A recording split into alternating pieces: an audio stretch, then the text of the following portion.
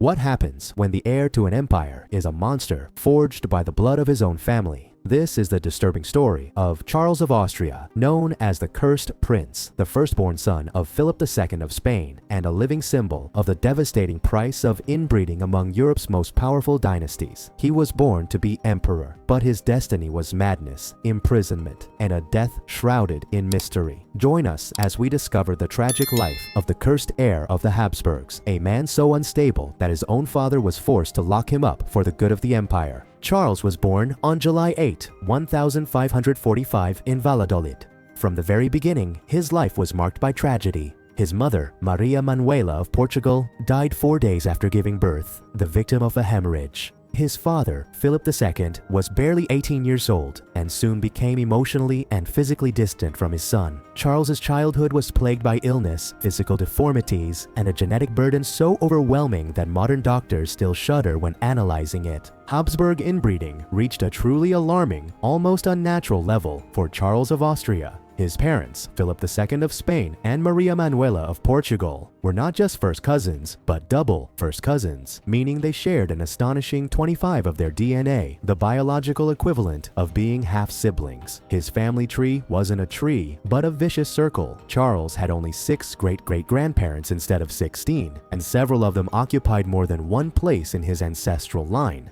Among her direct ancestors was none other than Joanna the Mad, her great-grandmother, and also her great-aunt. Emperor Maximilian I and Mary of Burgundy appear repeatedly, and blue blood became a genetic trap. All of this is not only confusing from a familial perspective, but genetically explosive, the perfect breeding ground for mental illness, physical deformities, and a cursed destiny.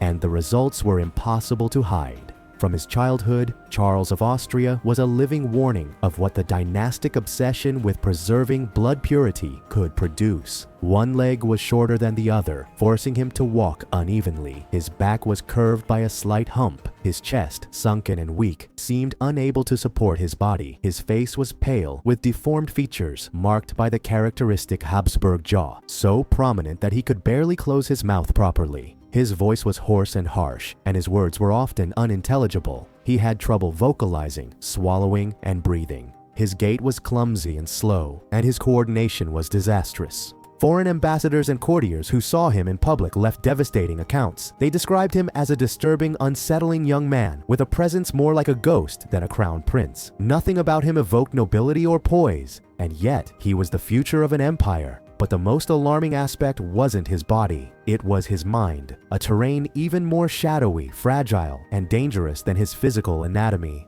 From a very early age, Charles of Austria displayed disturbing signs of an unstable and dangerous mind. He was violent without reason, lashing out at servants and courtiers for the slightest whim, displaying instinctive cruelty towards animals, which he whipped, mutilated, or killed without remorse, and ate with such recklessness that he would even make himself vomit to continue eating. He obeyed no rules, tolerated no authority, and despised any attempt at formal education. At the age of 11, his grandfather, Emperor Charles V, met him while he was retreating to the monastery of Yuste and was deeply disturbed. He found in him no trace of education, discipline, nobility, much less the temperance that an heir to the throne should possess. His diagnosis was fulminating. He is a blood monster. He even went so far as to suggest that he be immediately locked up in Tordesillas, the same palace prison where his mother, Juana the Med, had been isolated for her mental imbalance.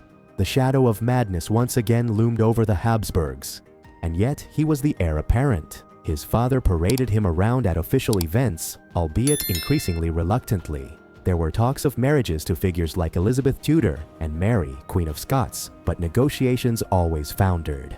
Finally, a betrothal was arranged with Isabella of Valois, who ended up marrying Philip II instead. Charles was devastated, obsessed with her to the point that the court feared he would lose control. In 1562, the episode that would seal his fate occurred. As he rushed down some stairs to meet a servant, he fell violently and hit his head on a door. The trauma was severe. He fell into a coma, suffered paralysis, and there were fears for his life. Everything was tried: bloodletting, cupping, ointments, and even trepanation, a perforation of the skull. As if that weren't enough, in a desperate act, they placed the incorrupt corpse of a saint, Friar Diego de Alcalá, next to him in the hope of bringing about a miracle. and according to some, a miracle happened. Charles suddenly woke up, regained his speech, walked, and seemed to improve. Philip II even requested the saint's canonization, and thanks to this, the city of San Diego bears that name today. But the apparent recovery was just a mirage. His already erratic behavior became downright dangerous. He threatened his own advisors, physically abused animals, harassed women in the streets, and nearly burned down an entire house because of a drop of water falling from a window. He beat his servants, demanded the impossible, and even abused his father's favorite horse to death, all with a devilish smile. But the most alarming act was his attempted escape to the Netherlands in 1567, with intentions never fully clarified. It is said that he planned to provoke a revolt against his own father, and even attempted to assassinate the Duke of Alba with a knife. Tensions reached a peak. Philip II, with tears in his eyes, made a heartbreaking decision. On the night of January 18, 1568, the king entered his son's chamber, dressed in armor and escorted by soldiers. They disarmed Charles, removed all his blunt objects, and arrested him in his own bedroom. He begged to be executed rather than imprisoned. No one yielded. From then on, he lived confined in a tower of the Alcazar of Madrid, isolated from the world, guarded day and night, with no company but priests, barbers, and jailers. The windows were sealed, the doors were reinforced. He could only hear mass through an opening in the wall. It was the darkest secret of Philip II's reign. During his confinement, Charles went even more mad. He stopped eating, then overate. He swallowed a ring, hoping to poison himself. He covered his bed with snow. Finally, his health deteriorated.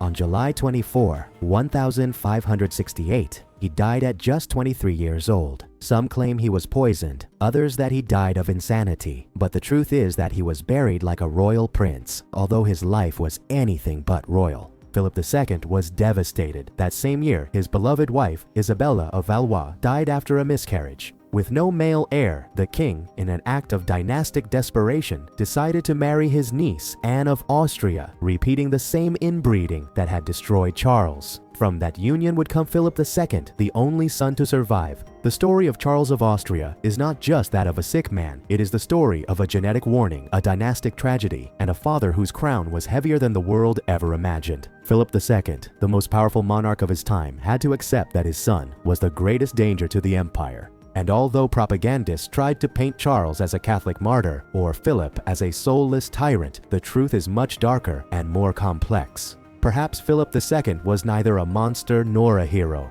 Perhaps he was simply a father who couldn't save his son, and a king who had to choose between his heart and his crown. If this video left you speechless, imagine what's coming next. Like, if you enjoyed the trip, comment on what impressed you most. Subscribe so you don't miss any stories of luxury and power, and share it with someone who dreams big. We don't just tell stories here, we live them with you.